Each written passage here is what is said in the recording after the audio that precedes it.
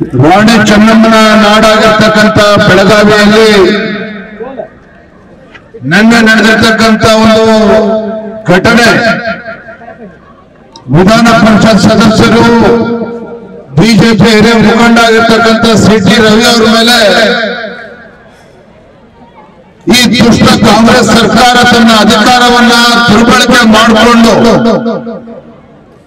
CT. Ravi ಮೇಲೆ ಏನು FIR register ಆಗಿತ್ತು ಅದನ್ನು ಆಧಾರವಾಗಿಟ್ಟುಕೊಂಡು ಅರೆಸ್ಟ್ ಮಾಡಿ ಯಾವ ರೀತಿ ದೌರ್ಜನ್ಯ ಎಸಗಿದ್ದಾರೆ ನೋಡ್ತಾ ಇದ್ದಾರೆ.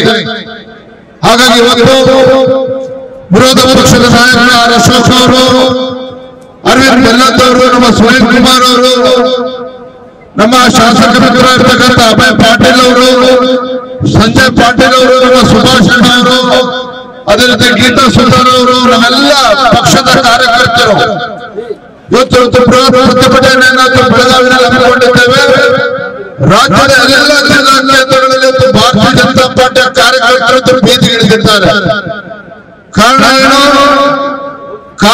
ಅಂತ ಹೇಳಿದ್ರೆ, ಇವತ್ತು ಕಾಂಗ್ರೆಸ್ ಅಂತ ಹೇಳಿದ್ರೆ ಇವತ್ತು ಕಾಂಗ್ರೆಸ್ ಪಕ್ಷ ಯಾವ ರೀತಿ ತನ್ನ ಅಧಿಕಾರವನ್ನು ದುರ್ಬಳಕೆ ಮಾಡಿಕೊಂಡು ನಮ್ಮ ಶಾಸಕರ ಮೇಲೆ ದೌರ್ಜನ್ಯ ಎಸಗತಕ್ಕಂಥ ಕೆಲಸ ಮಾಡ್ತಿರ್ತಾವೆಲ್ಲ ನೋಡಿದರೆ, ನಾನು ರಾಜ್ಯದ ಮುಖ್ಯಮಂತ್ರಿ ಕೇಳೋದಕ್ಕೆ ಇಚ್ಛಪಡ್ತೇನೆ.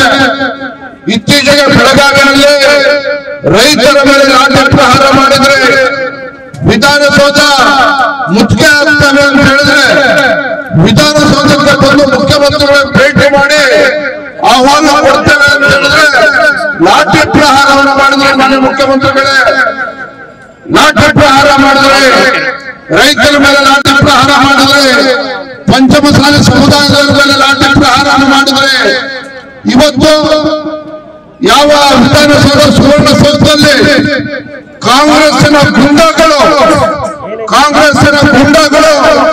ಸುವರ್ಣಸೌಧದ ಒಳಗಡೆ ಬಂದು ಸಿ.ಟಿ. ರವಿ ಮೇಲೆ ಹಲ್ಲೆ ಮಾಡ್ತಾರೆ. ಅದಕ್ಕೆ ನೀವು ಅವಕಾಶ ಕೊಡ್ತೀರಿ ಕಾಂಗ್ರೆಸ್ ಸರ್ಕಾರದವರು, ಅದಕ್ಕೆ ನೀವು ಅವಕಾಶ ಮಾಡಿಕೊಡ್ತಾರೆ. ಇವತ್ತು ಸದನದಲ್ಲಿ ಏನು ಗಲಾಟೆ ಆಗಿರೋದ್ರ ಬಗ್ಗೆ ಸ್ಪೀಕರ್ ರೂಲಿಂಗ್ ಕೊಡ್ತಾರೆ. ಅದನ್ನ ಬಿಟ್ಟು ನೀವು ಇವತ್ತು ಸಿ.ಟಿ. ರವಿ ಅವರನ್ನ ಅರೆಸ್ಟ್ ಮಾಡಿಸಿದ್ದು ಅಲ್ಲದೇ ಇವತ್ತು ಇಡೀ ರಾಜ್ಯದಲ್ಲಿ ಸುಮಾರು 500 ಕಿಲೋಮೀಟರ್ ಸುತ್ತತಕ್ಕಂಥ ಕೆಲಸ ಮಾಡಿದ್ದಾರೆ. ಯಾಕೆ ಮಾಡಿದ್ದಾರೆ?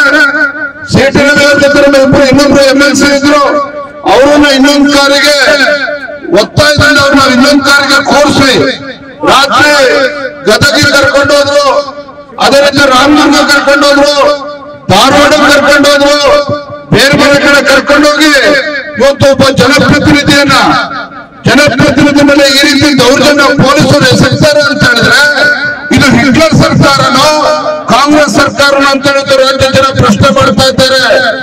ಇವತ್ತು ಕಾಂಗ್ರೆಸ್ ಪಕ್ಷ ಅಂತ ಹೇಳಿದ್ರೆ ಇವತ್ತು ಪ್ರಜಾಪ್ರಭುತ್ವವನ್ನ ಎಮರ್ಜೆನ್ಸಿನ ಹೇರಿ ಪ್ರಜಾಪ್ರಭುತ್ವವನ್ನು ಕಗ್ಗೊಲೆ ಮಾಡಿರ್ತಕ್ಕಂಥ ಅಪಕೀರ್ತಿದ್ದು ಕಾಂಗ್ರೆಸ್ ಪಕ್ಷದ್ದು.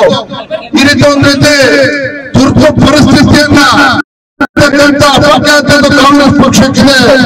ಈ ಒಂದು ಬೆಳಗಾವಿನಲ್ಲೂ ಕೂಡ ನಮ್ಮ ಮುಖಂಡರ ಮೇಲೆ ಸಿ.ಟಿ. ರವಿ ಅವರ ಮೇಲೆ ಈ ರೀತಿ ಕಾನೂನನ್ನ ಗಾಳಿಗೇರಿದವ್ರಿ ಅವ್ರ ಮೇಲೆ ಮಾರಣಾಂತಿಕ ಹಲ್ಲೆಯನ್ನು ಕೂಡ ಮಾಡಿ ಪೊಲೀಸರು ಹಲ್ಲೆ ಮಾಡಿ ರಕ್ತ ಸುರಿತಾದ್ರೂ ಸಹ ಅವ್ರಿಗೆ ಸಿ.ಟಿ. ರವಿ ಅವರಿಗೆ ಆಸ್ಪತ್ರೆ ಕರ್ಕೊಂಡು ಹೋಗಲಿಲ್ಲ.